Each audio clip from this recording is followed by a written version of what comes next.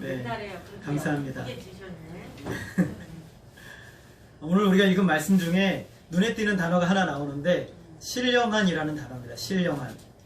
6장 1절에 나오는데 신령한 너희는 이라고 이렇게 표현을 쓰는데 그렇게 많이 나오는 표현이 아니에요. 성경에서 한 2번 정도밖에 안 나오는 표현인데 사도 바울이 특별히 신령한이라는 단어를 쓰고 있는데 이 단어는 약간 의역한 거죠. 그래서 원래 의미를 찾아보면 영의 사람, 영의 사람이라는 뜻이 있고 또 이것을 더 풀어서 설명하면 성령의 지도를 받아 사는 사람.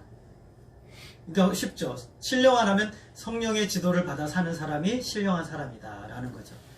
우리가 신령한이라고 하면은 그동안 좀 오해했던 표현들인데 신령한 하면 굉장히 어떤 특별한 은사를 가지고 있거나 어떤 신유의 어떤 은사를 가지고 있어서 신비로운 어떤 체험들을 많이 한 사람들을 신령하다라고 표현하는데 그런데 오늘 이 성경에 나오는 신령하다는 단어는 사실 그런 의미가 아닙니다. 신령하다라는 것은 성령의 인도를 받아 살아가는 사람, 성령으로 행하는 사람, 성령으로 살아가는 사람이라고 표현할 수 있는 거예요.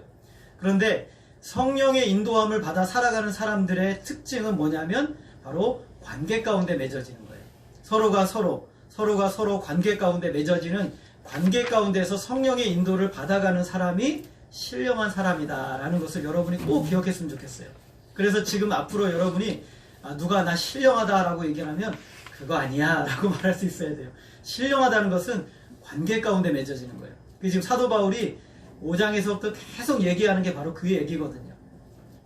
여러분 기독교는 신비 체험으로 사는 게 아니에요. 물론 우리에게 예수를 믿고 나서 영적이고 신비로운 하나님과 나만이 아는 그런 체험을 갖는 경험은 굉장히 중요해요.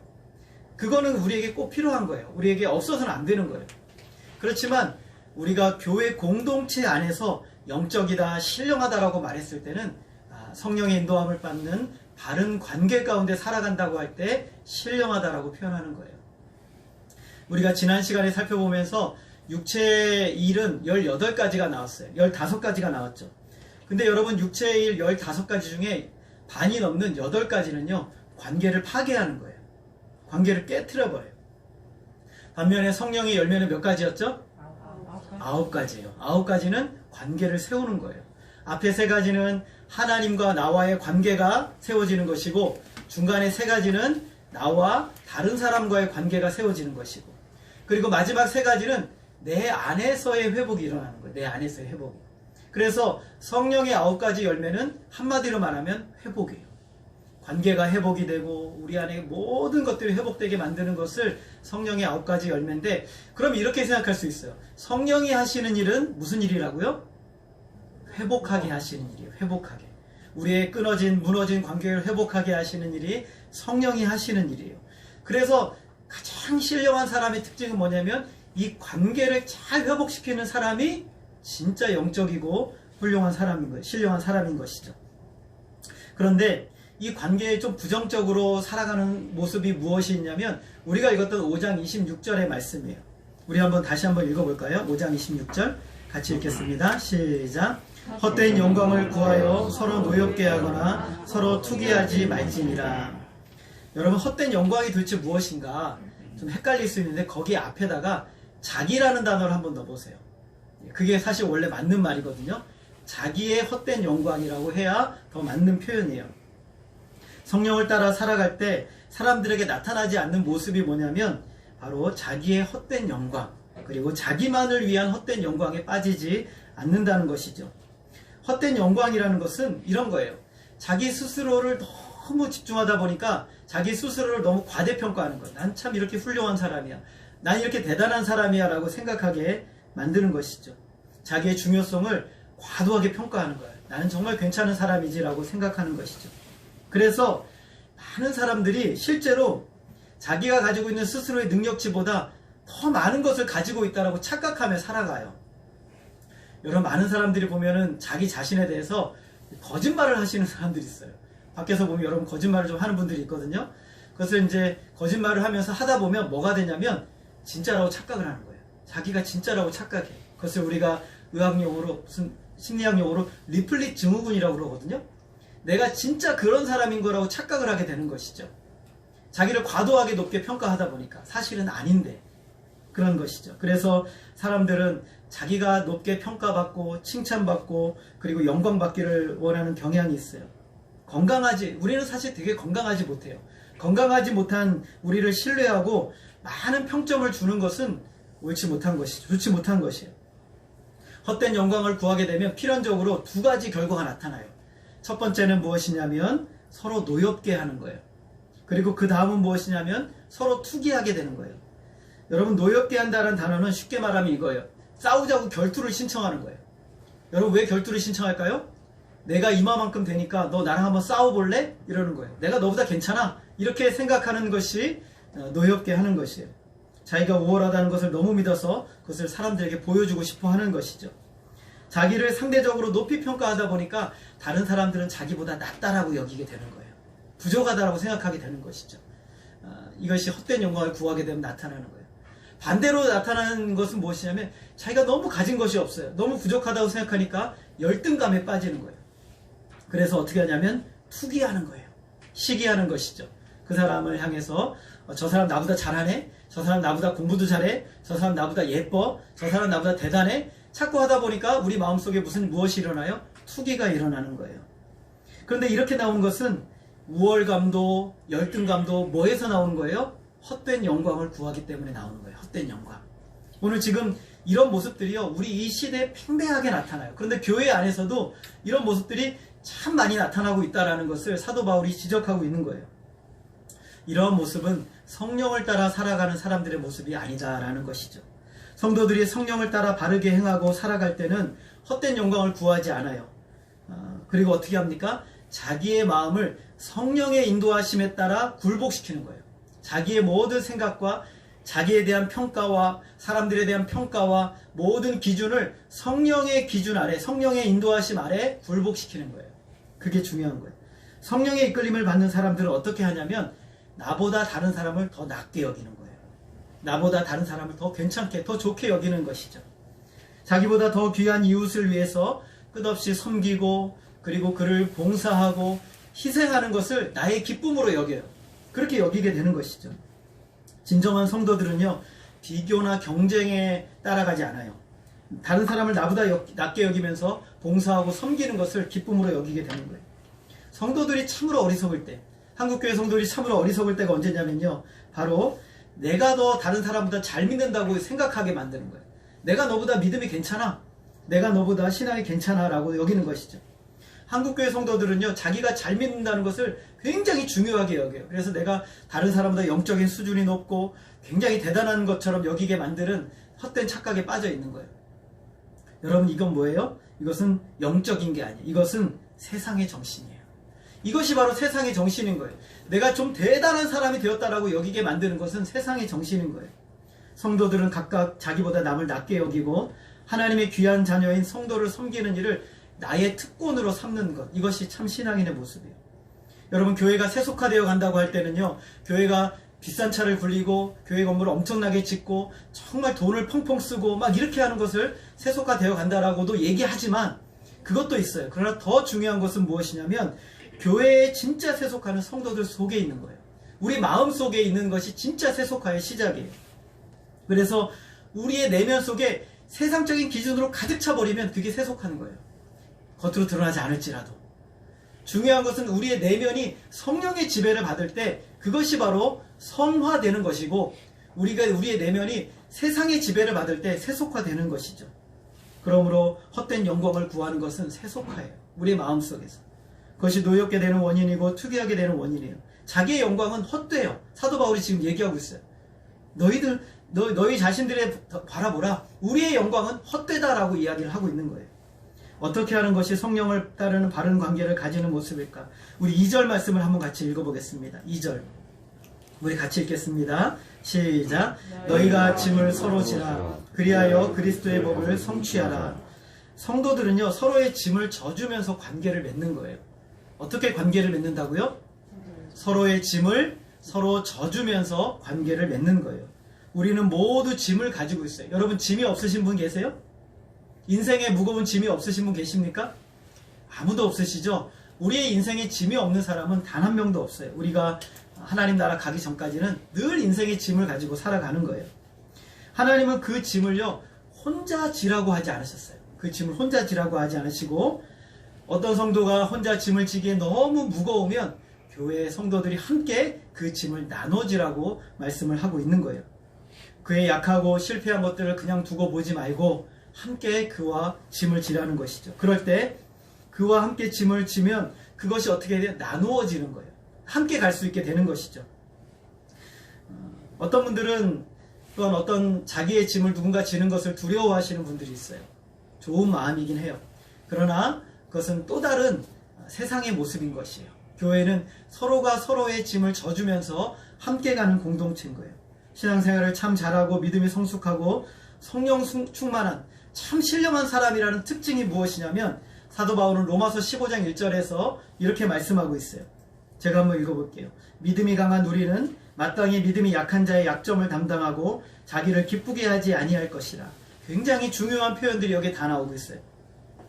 참 믿음이 좋은 성도, 약한 자의 약점을 감당하고 자기를 기쁘게 하지 않는 것이다 라고 말하고 있어요.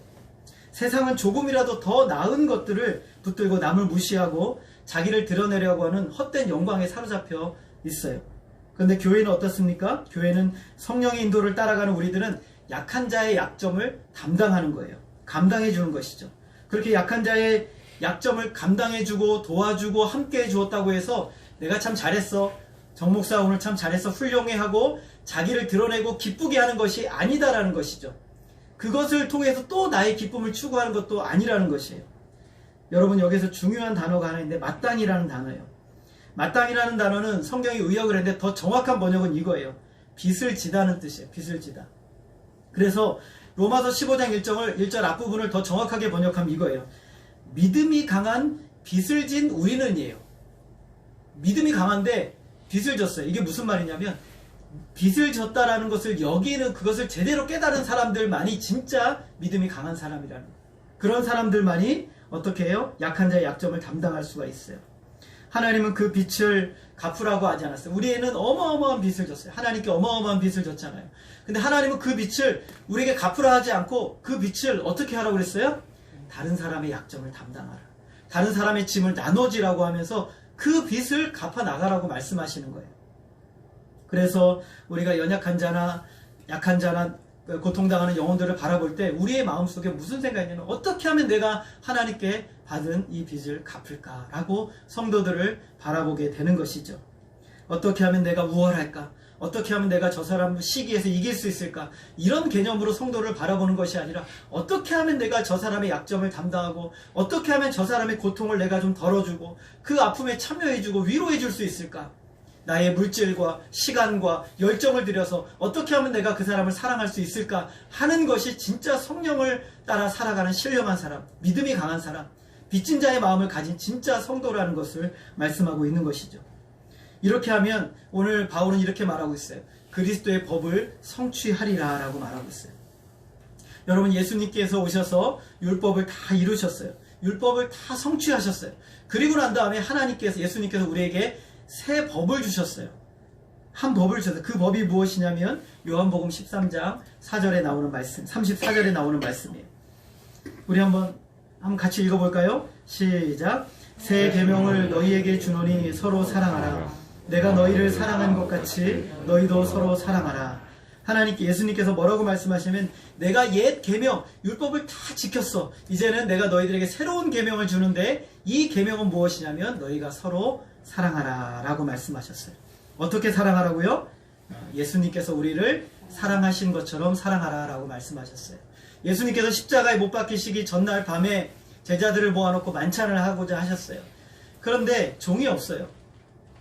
밖에는 발은 먼지로 가득 덮여 있잖아요. 그런데 아무도 누구도 그 더러운 발을 씻겨주려고 하지 않아요. 제자들은 서로가 다 동급이라고 생각하거든요. 동급이라고. 그런데 예수님께서 그 자리에 일어나셔서 허리에 수건을 두르시고 물을 담아가지고 제자들의 더러운 발을 하나하나 다 씻겨주셨어요. 다 씻겨주셨단 말이죠. 어떤 모습으로 씻겨주셨어요? 종의 모습으로 씻겨주신 거예요. 너희도 앞으로 이렇게 세족씩 해라, 그 의미가 아니라 무엇이 되라고요? 종이 되라고 이렇게 씻겨주신 거예요. 주님이 말씀하세요. 내가 주와 선생이 되어 너희 발을 씻었으니 너희도 서로 발을 씻어주는 것이 옳으니라. 주님은 우리의 주님이 되시고 선생이 되셨는데 그 모습을 가지시고 종이 되셨다라는 거예요. 가장 천한 종이 되어 우리의 발을 씻어주셨어요. 그리고 우리가 그 주님을 나의 주님이라고 믿는다면 우리도 어떻게 하라고요? 우리가 가진 위치와 자격과 조건에서 그것을 그대로 가지고 있지만 그럼에도 불구하고 종이 되라는 거예요. 그것이 바로 주님이 우리에게 요구하시는 것이에요. 여러분, 사랑은 베풀어 주는 것이 전부가 아니에요. 주는 것은 아주 쉬워요. 어떻게 보면 좀 쉬운 거예요. 내가 여러분 어떤 사람이 부족하다면 그래 내가 이 돈을 좀 모아서 돈을 주지 라는 것은 어떻게 보면 쉬운 거예요. 사랑은요 종이 되는 것이에요.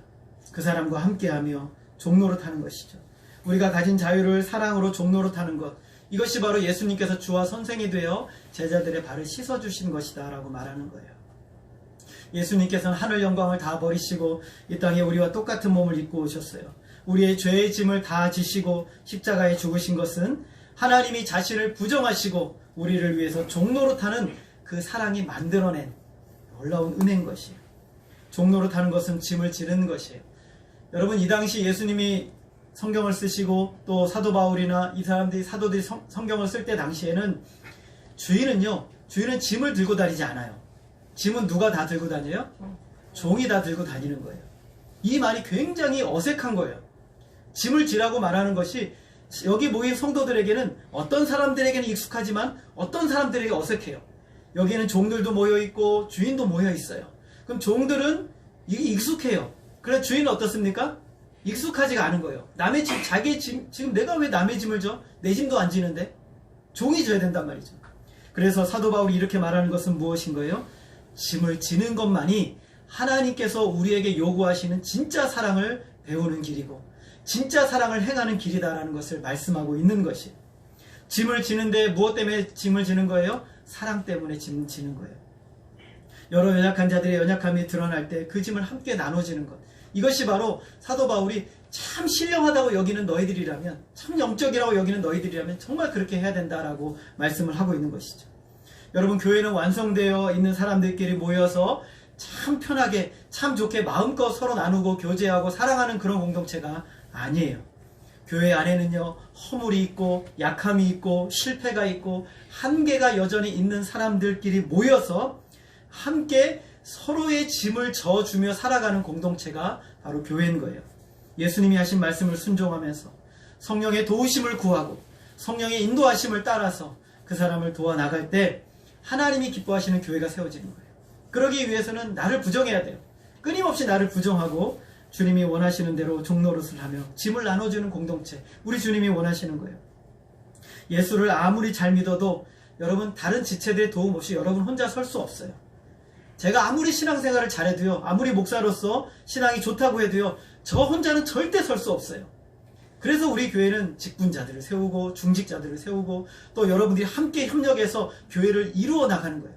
제가 짐을 지기가 부족할 때 여러분이 제 짐을 대신 져주고, 여러분이 짐을 지기가 힘들 때 제가 여러분의 짐을 대신 져주고, 이게 바로 이렇게 하면서 교회를 세워나가라고 하나님이 오늘 우리를 불러주신 거예요. 그런데 교회 안에서도 자기 혼자 신앙생활 열심히 해서 굉장히 높은 수준에 이르겠다라고 생각하면서 그 수준에 이르기만 열심히 노력하는 사람들이 있어요. 여러분, 이런 가르침을 가르치는 데가 있어요. 어디냐면 도교예요. 그쪽으로 가시면 돼요. 그러나 교회는 그런 가르침을 가르치지 않아요. 혼자 신앙생활 열심히 해가지고 영적인 수준에 혼자 올라와가지고 자기 혼자만 굉장히 막 득도를 하는 것처럼 그런 수준에 올라가는 것을 교회 기독교라고 말하지 않아요. 기독교는 함께 희생하고 섬기고 눈물로 세워가며 그리스도의 사랑이 이 안에서 온전히 드러나도록 하는 공동체가 바로 교회예요. 그래서 오늘 우리에게는 반드시 짐이 있다는 것, 짐이 없는 사람은 세상에 아무도 없다는 것, 그리고 그 짐을 서로 나눠 지나는 것이죠. 앞에서 말씀드렸던 것처럼 어떤 성도들은 자신의 짐을 누군가가 나눠주는 것을 굉장히 불편해하고 그리고 어렵게 생각하는 분들이 있어요. 가슴 아파하는 분들이 있어요. 진짜 좋은 마음이고 귀한 마음이에요. 그러나 바울이 이렇게 말하는 것은 우리 스스로 질 수 없는 짐들이 우리에게는 반드시 있다라는 것을 이야기하는 것이에요. 그리고 계속해서 있을 것이라고 말씀하는 거예요. 자신의 약함을 지체들과 함께 나누고 짐을 나눠줄 줄 모르는 사람들은 우리는 여전히 자기중심성 안에 갇혀 있는 거예요. 내 짐을 다른 사람에게 드러내 보여주지 못하는 것은 여전히 자기 중심성 안에 갇혀 있다라는 것을 표현하고 있는 거예요. 우리는 여전히 내 안에 무거운 짐을 가지고 있으면 그것을 드러내 보여서 함께 지고 함께 나아갈 수 있도록 해야 참 바른 공동체가 되는 거예요. 짐을 나눠주지 않는 사람들은 밖으로는 윤리적으로 도덕적으로는 괜찮은 사람이라고 여겨질지는 몰라요. 그러나 참 신앙의 길을 모르는 거예요. 우리는 더불어 한 번도 가보지 못한 길을 함께 걷고 있는 거예요. 이제 우리가 갈라디아서 말씀을 다 살펴보면 여호수아 말씀을 제가 살펴보려고 하는데, 여호수아에 보면 이스라엘 백성들이 이제는 가나안 땅에 들어가서 요단강을 건너야 되는데 아주 기가 막힌 말씀이 나와요. 먼저는 법궤를 들고 한 3km 정도 앞으로 먼저 제사장들이 가는데 한 길을 떨어져 간단 말이죠. 왜 그러냐면 이렇게 말해요. 너희가 이 길을 지나보지 못하였습니다 라고 말하는 거예요. 우리는 한 번도 가보지 못한 길을 가는 거예요. 그래서 함께 더불어 가야지 이 믿음의 길을 갈 수가 있는 것이죠. 절대 혼자 갈 수 없습니다. 오늘 말씀에서 또 다른 짐에 대해서 이야기하고 있어요. 우리 5절의 말씀에 보면 이렇게 말하고 있어요. 각각 자기의 짐을 질 것이라. 앞에서 말하는 짐과 여기서 말하는 짐은 똑같은 단어가 아니에요. 앞에서 말하는 짐은 아주 무거운 짐을 얘기하는 것이고, 뒤에서 말하는 짐은, 여러분 영어에서 이런 말이 표현이 있어요. 포터블이라는 단어가 있어요. 이것은 뭐냐면 쉽게 들고 다니는, 손쉬운 아주 가벼운 짐을 얘기할 때 이걸 표현하는데, 이게 바로 헬라어로 그 단어예요. 그러니까 앞에 짐은 무거운 짐이고 뒤에 짐은 내가 그냥 가지고 다니는 손가방 같은 그런 짐을 이야기하는 거예요. 그런데 이런 짐마저도 다른 사람에게 넘겨주지 말라는 거예요. 다른 사람에게 넘겨주지 말라는 것이죠. 이 말을 들었을 때 누가 뜨끔했을까요? 누가 뜨끔했어요? 종이 뜨끔했을까요? 주인이 뜨끔했을까요? 주인이 뜨끔했겠죠. 자기가 들고 다녔을 때 야 이거 들고 가 이렇게 말했을 거 아니에요. 그죠? 오늘 여기서 말하는 것은 자기가 얼마든지 들 수 있는 그 짐마저도 다른 사람에게 넘겨서는 안 된다라고 말하는 거예요. 여러분 데살로니가 교회를 보면 데살로니가 교회의 마지막 종말이 주님이 오신다는 그 사상에 사로잡혀서 자기는 굉장히 영적인 사람이라고 하면서 일을 안 하는 거예요. 일을 안 하고 다른 사람이 주는 음식을 먹고 다른 사람이 도와주는 재물을 받고 이렇게 혼자 살아가는 거예요. 그때 사도 바울이 마음이 정말 노를 해가지고 아주 강하게 이렇게 말을 해요. 그 사람에게 일하기 싫어하거든 먹지도 말게 하라. 어떻게 하라고요? 일하기 싫어하거든 뭐 하라고요? 먹지도 말게 하라. 여러분 집에서 일 안 하는 사람들 있으면 꼭 얘기를 해주세요. 일하기 싫어하거든 뭐 하라고요? 먹지도 말게. 이 말을 다르게 말하면 각각 자기의 짐을 질 것이니라. 그러니까 자기가 질 수 있는 짐마저도 성도들에게, 다른 신실한 성도들에게 고통당하는 짐으로 줘서는 안 된다는 것이죠. 자기가 질 수 있는 짐이 있는 거예요. 그러나 인생의 큰 어려움을 만났을 때 무게는요, 우리 혼자 질 수가 없어요. 그건 어떻게 하라고요? 서로의 짐을 각각 나눠지고 서로의 짐을 져주라고 이야기를 하는 것이에요. 그런데 이것에 대한 예를 하나 들고 있어요. 1절 말씀에 보면 이렇게 말씀하고 있어요. 형제들아, 사람이 만일 무슨 범죄한 일이 드러나거든 신령한 너희는 온유한 심령으로 그러한 자를 바로잡고 너 자신을 살펴보아 너도 시험을 받을까 두려워하라. 자, 여기서 첫 번째 단어는 뭐예요? 드러나거든. 죄가 드러나는 거예요. 어떻게 죄가 드러나요? 뭔가 큰 잘못을 한 거예요. 아주 큰 잘못을 한 것이죠. 이것이 교회 안에 드러나요. 작은 잘못들은 드러나도 죄인지 잘 모르고 이것은 그냥 넘어갈 수 있지만, 교회의 근간을 흔들 만한 큰 잘못이 일어났을 때 어떻게 하라고 말씀합니까? 어떻게 하라고 말씀하고 있어요? 바로잡으라고 말하고 있어요. 바로잡으라고 말해요. 이것이 굉장히 중요한 단어입니다. 이 단어를 원래 의미로 말하면 정돈하다는 뜻이에요. 여러분 정돈한다고 할 때, 여러분 집 정돈할 때는 어떤 의미로 정돈해요? 원래 위치로 회복시키는 거예요. 무슨 말씀인지 아시겠죠? 그래서 죄가 드러나거든 그 사람을 바로잡으라는 것은 원래 위치로 회복시키도록 하라라는 것을 의미하는 것이에요. 누군가 어떤 잘못을 발견했는데 우리는 이렇게 생각할 수 있어요. 그 사람 일은 나는 아무 상관이 없어. 아무 상관이 없기 때문에 관여하고 싶지 않아 하는 사람인데 이건 잘못된 거예요. 반면에 그 사람의 죄에 대해서 그를 멸시하고 정죄하고 어려움을 당하게 되면 그래 당연하지 자업자득이야 이렇게 하면서 뒤에서 험담하는 것도 어떻게 하라는 거예요? 하지 말라는 것이에요. 바울은 그를 바로 잡으라고 말하고 있어요. 이것에 대해서 예수님께서 이렇게 표현하고 있어요. 마태복음 18장에 보게 되면 이렇게 말하고 있어요. 예수님께서 어떤 형제가 죄를 범하거든 어떻게 하라고 하셨어요? 네가 알았으면 네가 가서 그 사람에게 말하라고 그랬어요. 근데 만약에 그 사람에게 말해서 그 사람이 돌이키면 어떻게 하는 거예요? 네가 네 형제를 얻은 것인데 만약에 말을 안 들으면 어떻게 하라고 그랬어요? 두세 사람을 데리고 가서 또 말하라고 그랬어요. 그 말을 안 들으면 어떻게 하라고 했어요? 교회에 얘기해서 교회가 직접 가서 공적으로 가서 말하는데 그것도 안 들으면 내버려 두라 이런 거예요. 근데 여기서 중요한 것은 그 사람을 내버려 두는 것이 목적이 아니라 따라하겠습니다. 내 형제를 얻은 것이니라. 이게 목적인 거예요. 우리가 누군가를 찾아가서 그 사람의 죄를 지적하고 문제를 이야기할 때 가장 중요한 원리는 뭐냐면 그 형제를 얻기 위한 거예요. 오늘 사도 바울의 표현대로 말하면 바로잡기 위한 거예요. 정돈하기 위한 거예요. 회복하기 위한 거예요. 그렇게 해서 영혼들을 대한다면 그 영혼들이 비록 처음에는 상처를 받을지 모르지만 어떻게 되겠어요?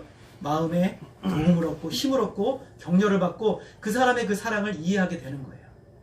이것이 그렇게 중요한 거예요. 누가 이렇게 할 수 있습니까? 오늘 사도 바울은 신령한 너희는 이라고 말하고 있어요. 성령의 인도하심을 따라서 성령의 열매를 맺고 있는 너희는 이라고 말하는 거예요. 우리 교회 모두를 이야기하는 것이죠. 더 좁게 말하면 믿음으로 성숙한 중직자들을 이야기할 수 있는 것이고 이렇게 중요하게 믿음으로 성숙해 있는 너희들이라고 말한다면 반드시 이렇게 해서 본을 보여야 한다라고 말씀하고 있는 것이에요.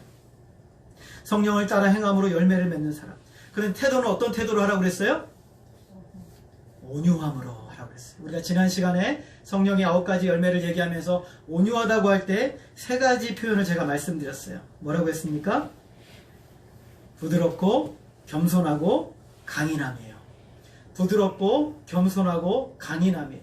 아주 부드러운 마음으로 나아가고 그리고 겸손한 마음으로 하는데 어떤 마음으로 해요? 너 자신을 살펴보아 너도 시험에 빠질까 두려워하는 마음으로 그리고 진리 안에서 그것이 죄라는 것을 바르게 이야기해야 한다라는 것이죠. 여러분 이것이 얼마나 어렵습니까? 이것이 얼마나 어려워요. 그렇지만 교회는 그렇게 해야 진짜 거룩을 유지할 수 있는 것이에요. 우리가 교회를 거룩하게 보존한다고 할 때는요, 죄를 지은 사람을 내치고 그 사람을 비난하고 저 사람과 나와의 상관없이 여기는 그것을 교회에 거룩하게 만든다라고 이야기하지 않아요. 그것은 율법을 말하는 거예요. 복음 안에서의 거룩은요, 그 사람을 바로잡아서 교회가 회복되는 것을 거룩이라고 이야기하는 거예요. 그래서 그 거룩한 공동체를 우리 교회가 잘 만들어갈 수 있도록 해야 한다는 것이죠. 죄를 지은 사람을 향해 분노하고 비난하고 끝나서는 안 되는 것이죠. 온유한 심령으로 그를 회복시키기 위해서 죄가 얼마나 나쁘고 중한지를 깨닫게 하고 겸손하게 돌이켜서 나올 수 있도록 나 자신도 그런 죄에 빠질 수 있다는 생각을 늘 염두에 두고 우리가 그를 돌아보는 것이죠. 이렇게 함으로 공동체를 수많은 악에서부터 건져내는 거예요. 교회에 덕을 세우고 하나님께 영광을 돌리는 것입니다. 이것이 바로 교회의 거룩이에요. 이렇게 하기 위해서 우리에게 필요한 것이 있어요. 3절과 4절을 보게 되면 우리 한번 같이 읽어볼까요? 3절을 한번 읽어보겠습니다. 시작. 만일 누가 아무것도 되지 못하고 된 줄로 생각하면 스스로 속임이라. 4절도 같이 읽겠습니다. 각각 자기의 일을 살피라. 그리하면 자랑할 것이 자기에게는 있어도 남에게는 있지 아니하리니 라고 말합니다. 가장 중요한 일은 사람이 자기를 잘 살피는 것입니다. 여러분 솔직하게 고백하면 저와 여러분이 가장 항상 실패하는 자리가 바로 이거예요. 자기를 살피는 것에서 늘 실패하는 거예요. 저도 마찬가지예요. 저도 늘 그래요. 나를 살피지를 못하는 거예요. 내가 참 분노하지 말아야지 하면서도 어쩔 때는 이미 분노하고 있는 나의 모습을 보게 되고 내가 누군가를 미워하지 말아야지 하면서도 나도 모르게 누군가를 여러분을 미워했다는 게 아니라 누군가를 미워하고 있는 내 모습을 발견하게 되는 거예요. 나를 잘 살피지 못해요. 우리는 실패하는 거예요. 그런데 문제는 뭐냐면 다른 사람은 너무 잘 살펴요. 다른 사람의 문제는 너무 잘 보여요. 그 사람의 흠은 너무 잘 보이는 거예요. 자기를 살피는 일에 실패합니다. 어떻게 하는 것이 자기를 잘 살피는 것인가? 다른 사람과 나를 비교하는 것이 잘 살피는 것이 아니에요. 성도들은요, 어떻게 하면 나를 잘 살피는가 하면 바로 하나님 앞에서 나를 보는 것이 가장 잘 살피는 것이에요. 하나님은 각 사람을 얼마나 다양하고 다르게 부르시는지 몰라요. 다른 사람들은 이렇게 하는데 나는 이렇게 한다라는 것이 기준이 아니에요. 우리의 기준은 언제나 하나님께 있어요. 하나님은 각 사람에게 맡기신 역할과 부르심과 소명이 있어요. 은사가 있단 말이죠. 여러분은 다 달라요. 저와 여러분이 다르고 또 우리 직분자들이 다르고 여러분들이 다 달라요. 개인이 전부 다 다르단 말이죠. 하나님이 부르신 역할과 부르심과 은사가 있어요. 나를 평가하는 기준은 하나님이 나를 부르신 역할과 은사와 그 부르심에 합당하게 반응하고 있는지를 평가하는 거예요. 하나님이 나를 부르신 것에 나는 정말 바르게 반응하고 있는가, 그 부르심에 잘 따라가고 있는가, 이것이 바로 저와 여러분을 평가하는 기준이 되는 것이죠. 너무나 많은 성도들이 자기를 살피는 일에 실패하기 때문에 끝없이 헛된 영광을 구하는 거예요. 끝없이 헛된 영광을 구하고, 사람들과 비교하고, 사람들보다 내가 나으면 사람을 노엽게 만들어 나를 자랑을 삼고, 사람보다 내가 부족하면 열등감에 빠져서 난 교회 안 나와, 이렇게 만들어 버리는 것이죠. 헛된 영광이에요. 그러나 우리가 그리스도 안에서 하나님이 나를 부르심과 하나님이 나의 역할을 바라보면 하나님의 은혜만 보이게 돼요. 하나님이 나를 부르신 은혜가 얼마나 크고 복된지를 그때 깨닫게 되는 것이죠. 여러분, 오늘 우리가 말씀에서 가장 중요한 단어 하나를 꼽으라고 한다면 이거예요. 따라하겠습니다. 서로. 다른 건 다 잊어버려도 여러분 이것은 잊으시면 안 돼요. 서로. 오늘 본문의 사도 바울이 가장 강조하는 단어가 서로예요. 교회의 생명과 같은 단어입니다. 우리는 서로 싸움을 걸거나 질투하는 일을 하지 않고 서로 짐을 져주고 책임있게 대하는 만남이 있는 공동체예요. 교회는 홀로는 완전하지 않아요. 더불어서 아니면 살아갈 수 없는 공동체예요. 서로가 짐을 져주고 서로가 각자의 자기 짐을 지고 순리의 길을 걸어가는 믿음의 성도들이죠. 창세기 3장과 4장에는요, 이 세상과 교회의 결정적인 차이를 보여주는 전형적인 내용이 들어가 있어요. 3장에 보면 죄가 이제는 세상에 들어왔어요. 삶 속에 들어왔죠.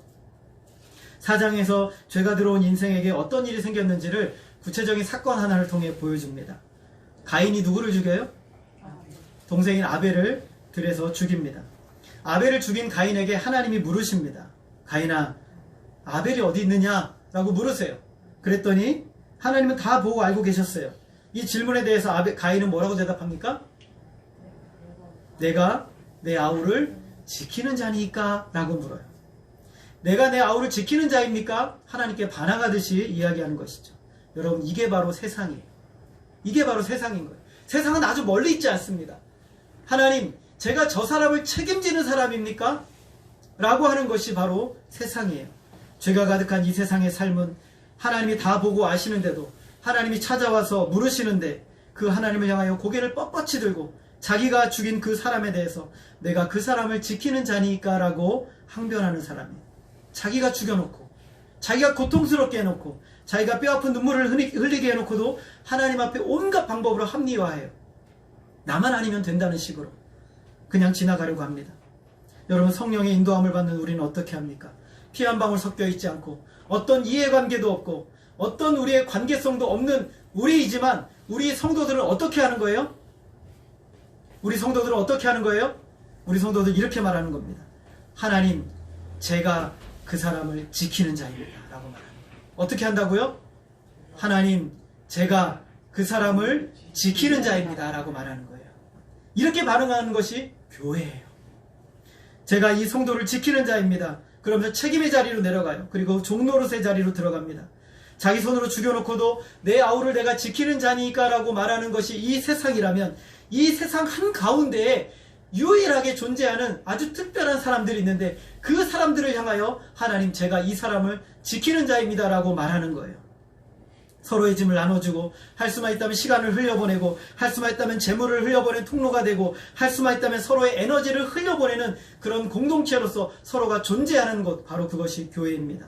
그래서 여러분, 내가 이 성도를 지키는 자니다 라고 말하며 기도하는 그 새벽의 기도의 자리에 어떤 역사가 일어나겠어요? 하나님, 내가 어떤 아무개를 지키는 자입니다 라고 말하며 새벽에 그 사람의 이름을 놓고 기도한다면 어떤 역사가 일어나겠어요? 그 영혼이 살아나는 역사가 일어나는 거예요. 놀라운 하나님의 역사가 일어나게 되는 것이에요. 오늘 하나님께서 저와 여러분에게 요구하시는 진짜 교회의 모습은 모든 성도 각 사람이 하나님, 제가 저 사람을 지키는 사람입니다. 하나님, 제가 저 정목사를 지키는 사람입니다. 하나님, 제가 우리 전도사님을 지키는 사람입니다. 내가 권사님을 지키는 사람입니다. 내가 안수 집사님을 지키는 사람입니다. 내가 저 성도를 지키는 사람입니다 하며 새벽의 기도의 자리에, 삶의 자리에 함께 돕고 짐을 져줄 때 우리 교회는 살리는 역사가 일어나는 거예요. 아멘. 생명의 역사가 일어나는 거예요. 아멘. 여러분, 오늘 우리 교회를 향해 사도 바울이 그 이야기를 하고 싶은 거예요. 너희가 성령의 충만함을 받았느냐? 너희가 성령의 인도함을 받고 있느냐? 너희가 성령의 인도를 따라 살아가고 있느냐? 각 사람이 서로의 짐을 져주기에 힘쓰라 라고 말하는 거예요.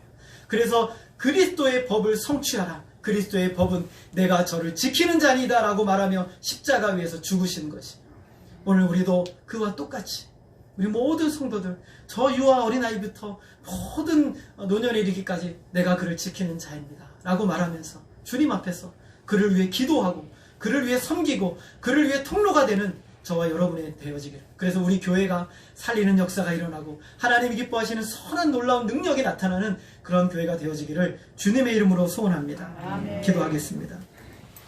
하나님 아버지, 오늘 우리는 어떤 자리에 있습니까?